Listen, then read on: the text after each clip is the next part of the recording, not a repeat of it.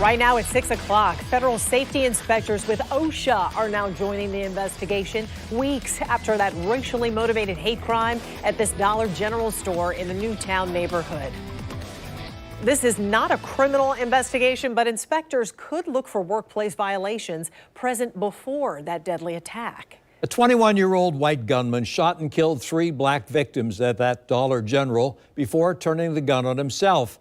I-Team investigator Vic Micolucci tells us Dollar General has a history of federal workplace violations and is facing millions of dollars in fines for what the government agency calls serial safety failures. Gerald Gallion, Angela Carr, A.J. Laguerre, 3 innocent lives taken in an act of hate just weeks ago at this Dollar General on Kings Road. Today, it remains fenced off. It is closed to the public, and there are crews working inside to make repairs and renovations. In the meantime, people in the community are concerned, worried that this store could potentially have been dangerous by design. Jacksonville sheriff released the surveillance video showing the gunman go in. Police, including a canine, were outside within minutes, and then officers entered 11 minutes later, searching the store, then hearing a gunshot, which investigators say was the killer taking his own life. As you see the SWAT officers go down the aisles, you'll notice obstructions, carts, and merchandise. Things that could have potentially, theoretically, make you think someone maybe would have trouble escaping. Charlie McGee is a reporter with the Tributary. He was the first to write about concerns about if that could have gotten in the way of fleeing shoppers and employees, and later, if it impacted the police response.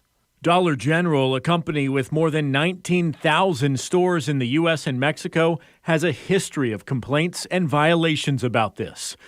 This April 2023 bulletin from OSHA, the Occupational Safety and Health Administration, shows federal inspectors found store exits and walkways were blocked.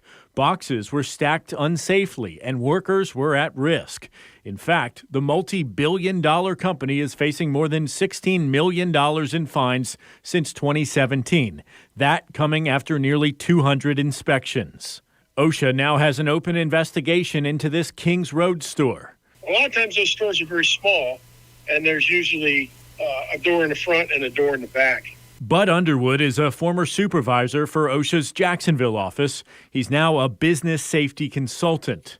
Could this get in the way of the response from officers? Yes. If the exits are blocked by product, then first responders would have an extremely difficult time getting into the store to either take the shooter out or to respond to the injuries. We went by 2 other Jacksonville stores on Beach Boulevard today and found one of the locations had carts and supplies partially blocking the aisle. The I-Team also reviewed the company's request for building permits from the city of Jacksonville. Pending applications show the company wants to spend $380,000 on doors, walls, security lights, registers, and freezers, noting they were damaged in the shooting.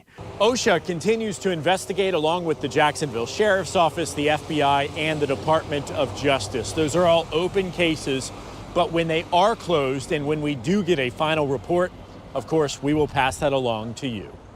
In Newtown, I'm Vic Micolucci, Channel 4, the local station.